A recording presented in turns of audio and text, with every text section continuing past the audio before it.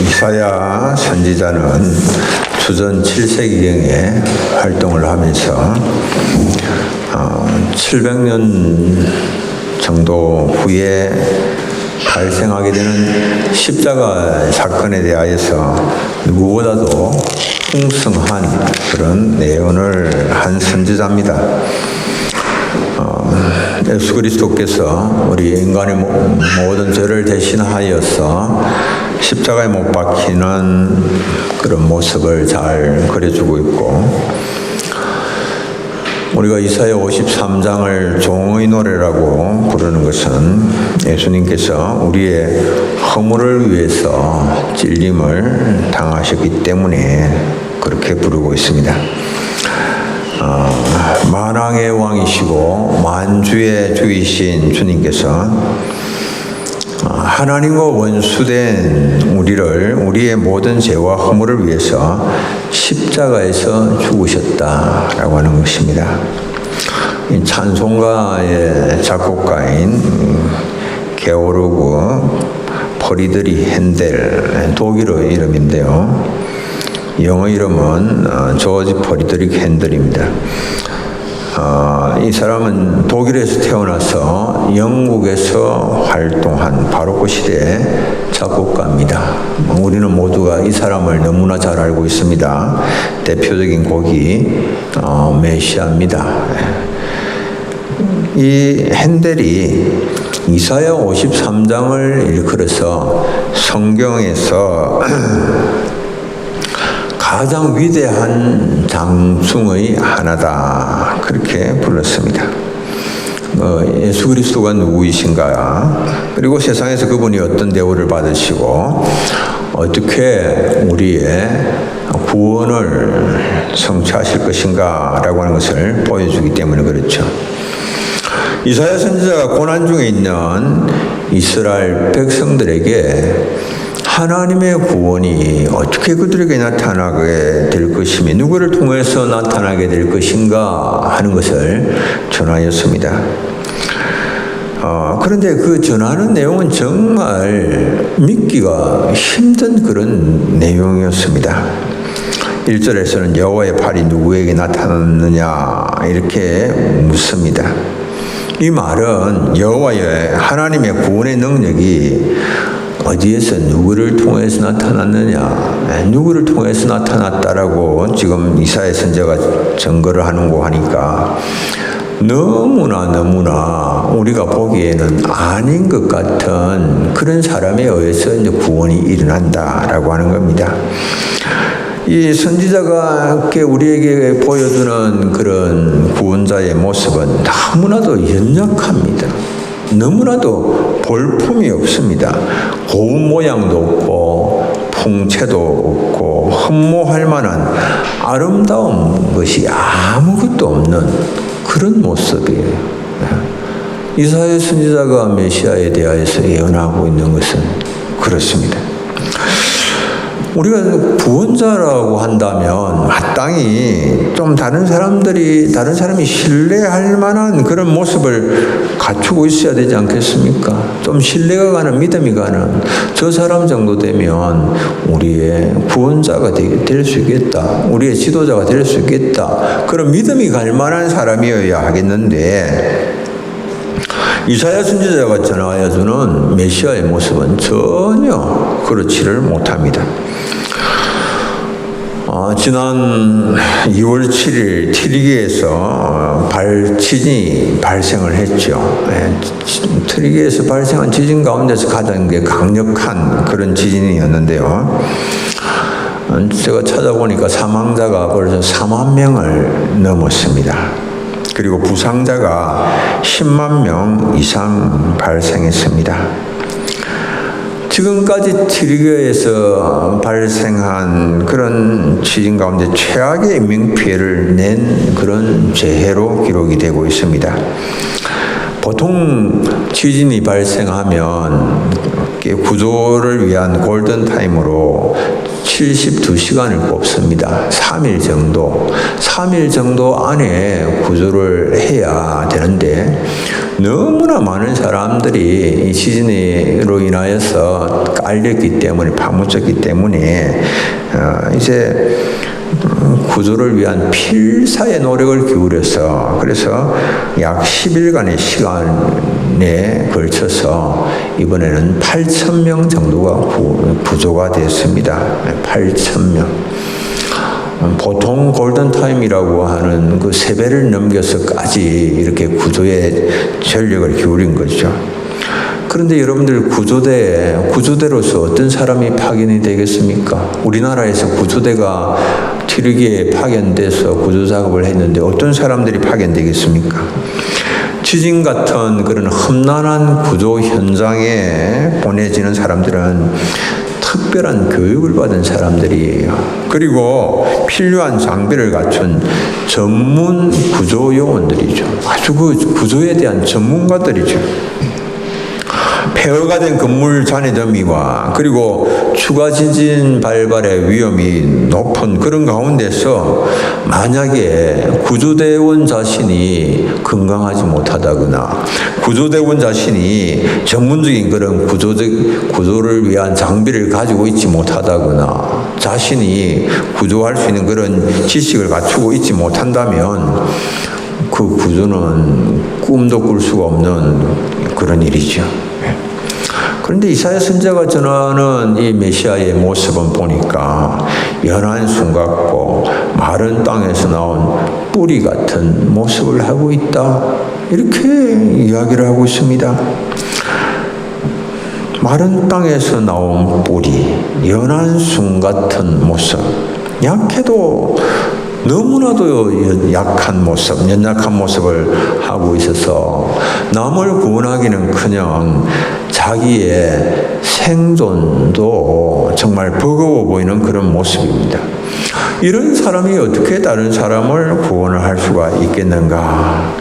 그런데 이사야는 구원자의 모습을 또 이렇게 전하고 있습니다.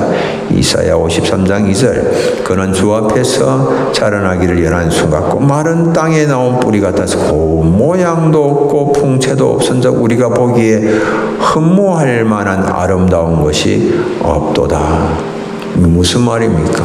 세상 사람들이 기대하는 구원자의 모습은 전혀 보이지 않는다라고 하는 겁니다. 구원자의 모습을 전혀 갖추지 못했습니다. 힘과 권세를 가진 분이 아닙니다. 고운 모양도 없습니다. 풍채도 없습니다. 흠모할 만한 아름다운 것이 아무것도 없습니다. 건강하고 튼튼한 그런 모습을 갖지도 못하였습니다. 여러분들 외모만 그런 게 아니에요. 어떤 능력적인 면에서만 그런 것이 아니고 가문이나 배경도 자랑할 만한 것이 없는 미미한 집안이었습니다. 수도 예루살렘 출신도 아니고 빈민가인 갈릴리 출신이었습니다. 다른 사람에게 엄청난 멸시와 천대를 받으셨습니다. 이사야 53장 3절 함께 한번 우리가 읽어보겠습니다. 그런 멸시를 받아 사람들에게 버림받았으며 강고를 많이 겪었으며 질고를 아는 자라 마치 사람들이 그에게서 얼굴을 가리는 것 같이 멸시를 당하였고 우리도 그를 귀히 여기지 아니하였도다. 아멘. 영광의 하나님이신 예수님께서 우리의 구주가 되시기 위하여서 이 땅에 오셔서 어떤 삶을 살았고 어떤 직업을 받으셨는가 하는 것을 말씀을 합니다. 예수님은 가난과 질병의 삶을 사셨습니다. 가난과 질병의 사람 예수 그리스도이십니다. 예수님의 생애 전체를 우리가 특징 지을 수 있는 단어를 꼽는다라고 한다면 가난과 질병입니다. 가난과 질병. 예수님은 가난한 시골 마을에서 나셨습니다. 가난한 목수의 집에서 태어나셨습니다. 항상 예수님 주위에는 아픈 사람들이 많았습니다. 그래서 그 아픈 사람들의 심정을 누구보다도 예수님은 잘 알고 계셨고, 그리고 친히 만병의 대호사가 되셔서 병으로 고통당하는 사람들을 고쳐주셨습니다. 예수님은 사람들의 멸시를 받고 버림을 당하셨습니다. 빌라도의 법정에서 무리들이 다 고함질렀습니다. 예수님을 십자가에 못 박으라고 소리 질렀지만은 아무도, 그 누구도 예수님을 위하여서, 예수님이 도대체 무슨 십자가에 못 박힐 만한 무슨 죄가 있느냐, 한 사람도 변호해 주는 사람 없었습니다. 그저 가난한 갈릴리 출신의 한 선지자가 죽는 정도로만 생각을 하고, 아무도 무리들은 예수님의 죽음을 슬퍼하거나 안타까워하지 않았습니다. 그래서 주님은 질고의 사람, 슬픔의 사람이라 그렇게 불리워집니다. 슬픔의 사람이시기 때문에 주님은 우리의 모든 슬픔과 아픔 아십니다. 다 아십니다. 우리 주님께서 친히 그런 질고를 겪으셨고, 질병과 고통을 당하셨고, 많은 슬픔을 맛보셨기 때문에 우리의 인생이 눈에 눈물이 마를 날이 없는 인생인 것을 너무나 잘 알고 계시고, 그래서 고통 중에 있는 인생들에 대하여서 늘 연민을 가지시고 동정하시는 분이 우리 예수님이십니다. 다윗 또한 슬픔의 사람이었습니다. 다윗은 사울의 시기로 인하여서 생명의 위협 가운데서 산과 골짜기로 도피 생활했습니다. 도망 다녔습니다. 피신 생활 중에 많은 슬픔을 느꼈고 많은 눈물을 흘렸습니다. 산과 골짜기로 도망하는 다윗은 그런 가운데서도 기도하였고, 하나님은 다윗이 아무런 죄가 없음에도 불구하고, 사울에게 죄를 짓지 아니하였음에도 불구하고 얼마나 많은 핍박을 받고 얼마나 많은 어려움을 겪고 있는지, 아픔과 고통을 당하는지 하나님은 다 헤아리시고 계시고 아시고 계셨습니다. 그래서 다윗은 기도 가운데 자신의 이런 고통스러운 유랑생활 중에 흘리는 슬픔의 눈물을 외면치 말아달라, 그렇게 간구합니다. 시편 56편 8절에 나의 유리함을 주께서 계수하셨사오니 나의 눈물을 주의 병에 담으소서. 이것이 주의 책에 기록되지 아니하였나이까. 하나님, 내 눈물을 멸시치 마시고 눈물을 보시옵소서. 고통 가운데서도 하나님 앞에 그렇게 주님 앞에서 이렇게 간구하며 부르짖는 그런 기도, 우리 주님 자신이 친히 그런 슬픔과 아픔을 다 겪으셨기 때문에 귀를 기울이시죠.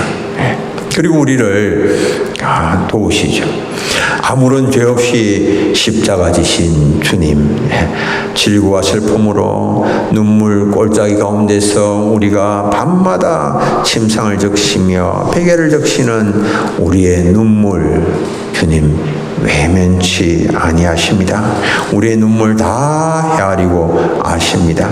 우리의 슬픔 다 헤아리시고 아시고 또 동정하시고 연민을 느끼시고 신원을 하십니다. 사랑하는 우리 교우님들, 비록 우리가 질고와 슬픔 가운데 있다 할지라도, 참 내가 원하는 일들이 힘쓰고 애쓰지만은 잘 이루어지지 않는다 할지라도 결단코 낙담하지 마시고 주님 앞에 이 모든 아픔들, 어려움들, 슬픔들 내어놓으면, 겸비한 심령으로 주님 앞에 내어놓으면 주님이 우리를 또 다 돌아보시고 도우시는 분이심을 말씀을 하십니다. 그래서 아픈 가운데서도 주님 앞에 또 다 이렇게 더 가까이 나가셔서 내어놓는 그런 삶을 사시기를 바랍니다. 두 번째로는 우리 모든 죄와 질고를 지신 예수님이십니다. 예수님은 우리의 모든 것들을 다 담당을 하셨습니다. 4절, 그는 실로 우리의 질고를 지고 우리의 슬픔을 당하셨다. 이렇게 말씀합니다. 우리의 질고, 우리의 슬픔. 네. 예수님께서 당하신 질고와 슬픔, 그것이 이사야 선지자는 우리가 져야 하는 질고이며 우리가 당해야 하는 슬픔이다. 이렇게 말씀합니다. 예수님이 당하신 고난, 예수님 자신의 잘못 때문에 당하신 고난이 아닙니다. 우리의 죄 때문입니다. 예수님의 죄 때문이 아닙니다. 우리 대신 예수님이 다 당하셨습니다. 예수님은 우리의 죄를 담당하시기 위해서 십자가 지셨습니다. 우리의 죄를 대신 지시고 사람들로부터 버림을 당하시고 채찍에 맞으시고 창에 찔리셨습니다. 예수님은 제자들로부터도 버림을 당하셨습니다. 제자들 다 예수님 버리고 도망갔습니다. 하나님도 예수님을 외면하셨습니다. 온 인류의 죄악이 예수님께 증가된 모습을 보시고 하나님께서도 예수님을 외면하셨습니다. 이로 인하여서 제6시부터 9시까지 온 하늘과 땅이 깜깜해졌습니다. 이에 예수님 절규하셨죠. 엘리 엘리 라마 사박다니, 나의 하나님 어찌하여 나를 버리셨나이까. 여러분들, 십자가의 고통은 말할 수 없는, 말로 형언할 수가 없는 것입니다. 십자가의 고통, 그냥 십자가 하니까 사람들이 십자가 하니까 낭만적인 것으로 생각을 해서 십자가, 목걸이를 만들어서 이렇게 장식으로 달고 다니기도 하지만, 그런 사람도 있지만은, 그러나 십자가의 고통은 말로 다 표현할 수가 없습니다. 십자가형을 당하는 사람은 나무 십자가에 묶인 채 손과 발에 못 박힙니다. 모든 피와 물을 다 쏟으면서 죽어갑니다. 십자가형을 당하는 사람은 피와 물을 다 쏟고, 그리고 심장이 터지는 엄청난 고통을 맛보면서 서서히 죽어갑니다. 정말 십자가의 형벌은 잔인한 형벌입니다. 예수님은 아무런 죄가 없으시면서 우리의 죄를 위하여서 십자가를 지심으로 영육간의 극한 고통을 맛보셨습니다. 너무나도 고통스러운 선잔을 맛보셨습니다. 그러나 사람들은 뭐라고 말합니까? 사람들은 예수님께서 징벌을 받아서 하나님께 맞고 고난을 당한다, 이렇게 생각했습니다. 여러분들, 우리가 신앙생활을 하면서 예수 그리스도의 십자가에 대한 바른 이해와 바른 해석이 너무 중요합니다. 신앙생활하면서 이게 지금 나와 무슨 상관이 있는 것인가라고 하는 것을 알아야지. 그냥 십자가 지셨단다, 왜 꼭 십자가 지셔야 했을까, 이렇게 생각하면 안 되는 그런 일이죠. 어떤 위암 말기로 고통받는 할머니 한 분이 계셨습니다. 사람들이 안부를 묻습니다. 좀 어떻습니까? 물어보시면 그 할머니 대답은 늘 그렇습니다. 아주 좋아. 위암 말기인데 아주 좋아. 말기암 빼고는 다 좋아. 위암 말기인데 아파 죽겠어. 고통스러워라고 말하지 않고 너무 좋아. 말기암 빼고는 다 좋아. 할머니는 너무너무 행복하다라고 말합니다. 아무것도 아무것도 없이 태어났는데, 그런데 집도 있고 남편도 있고 자식들도 5명이나 있고, 그런데 이제 암이 몸에 들어와서 예정된 시간에 내가 태어난 곳으로 돌아갈 수 있다니 얼마나 즐겁고 행복하냐. 말기암에 대해서 그렇게 생각을 하는 겁니다.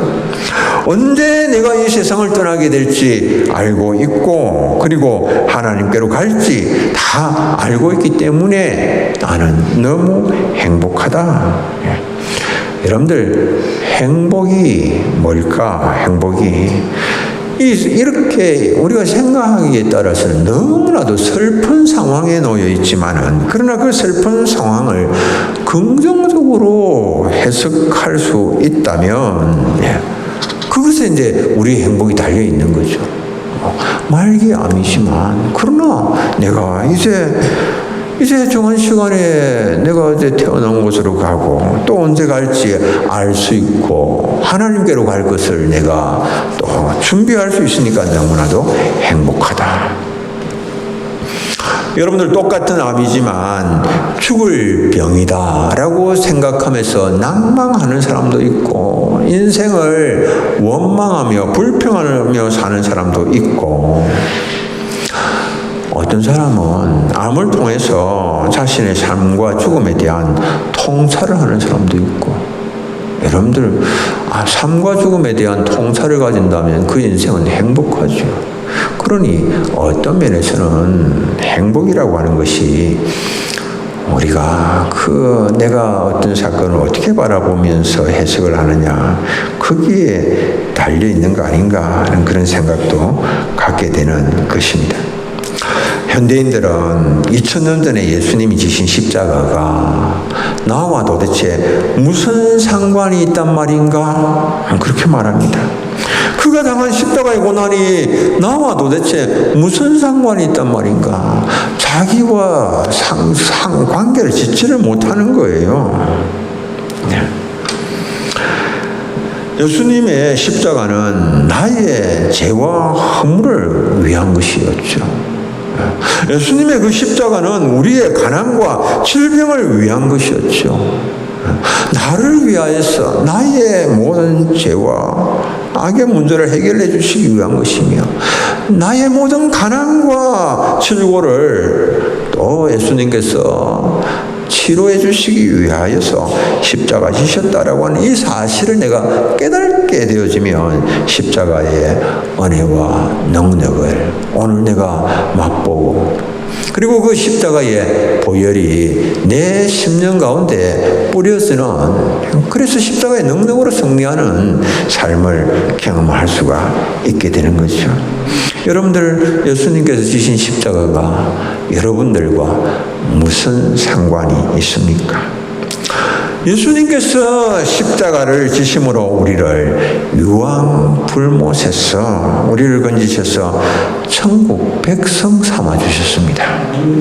하나님과 원수된 자들을 하나님의 자녀로 만들어 주셨습니다. 예수님의 십자가, 그 모진 고통을 당하셨지만 그것으로 우리를 그렇게 하나님 자녀 만들어 주셨습니다.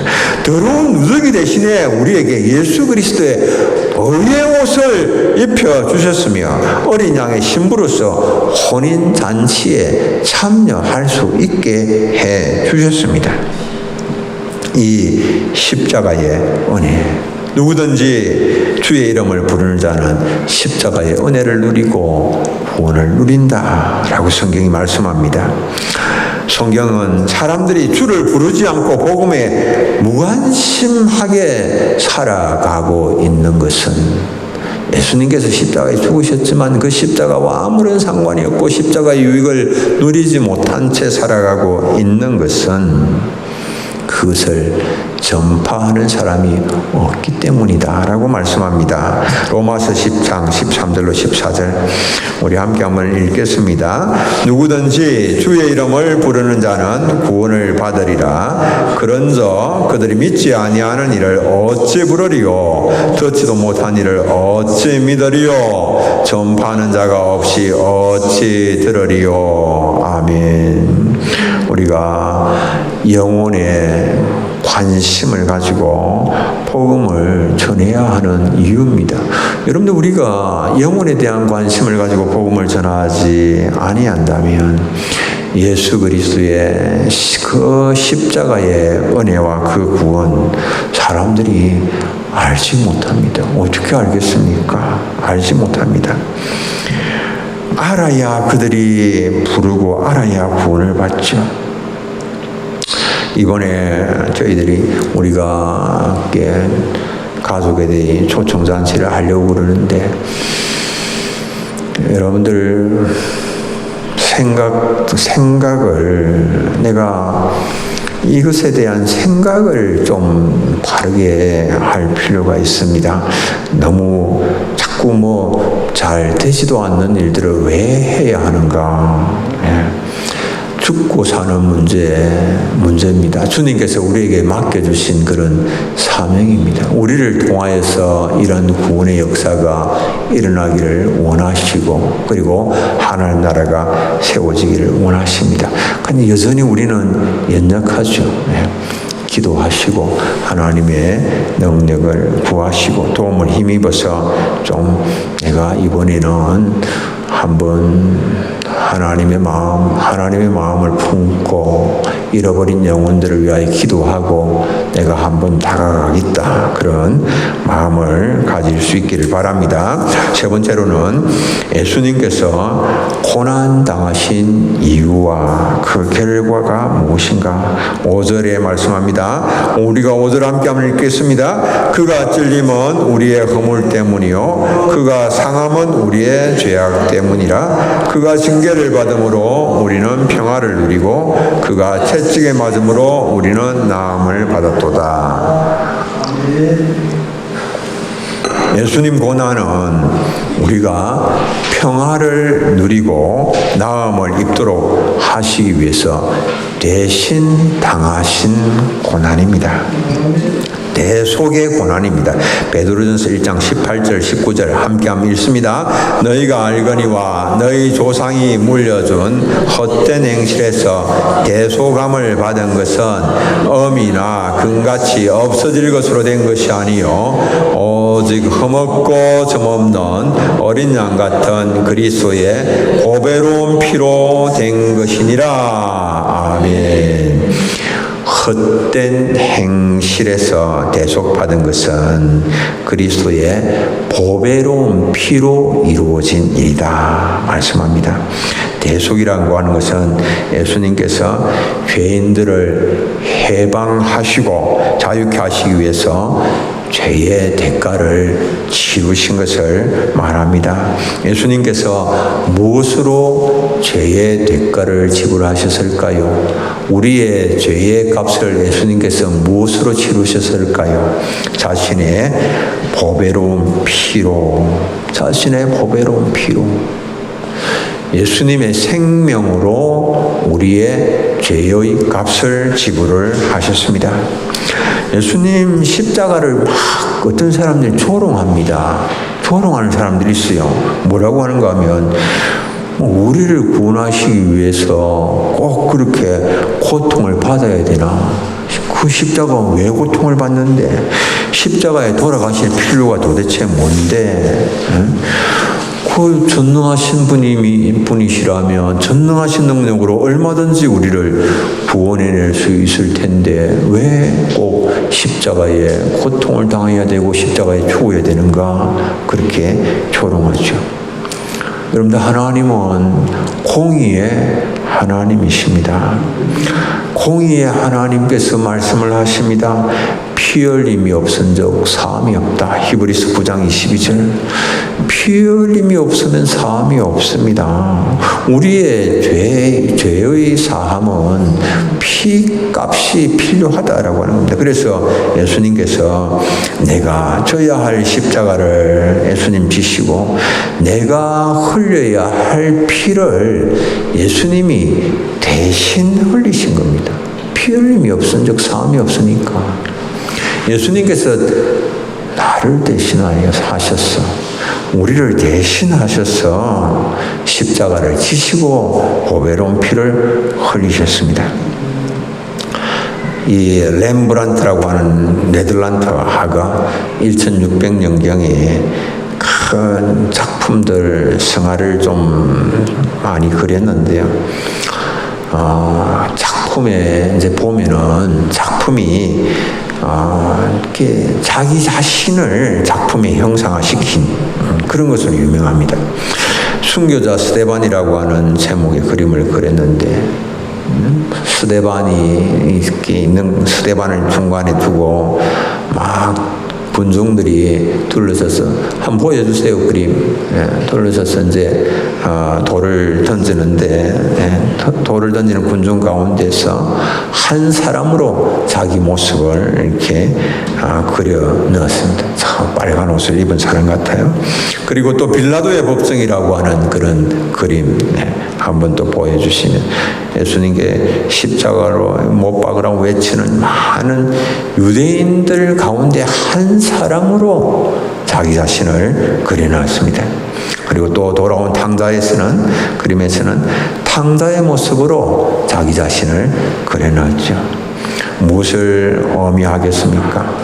렘브란트는 예수님을 십자가에 못 박은 죄인의 심정으로 그림을 그린 겁니다. 스데반에게 돌을 던진 악독한 자임을 자신이 고백하는 마음으로 그림을 그린 것이죠.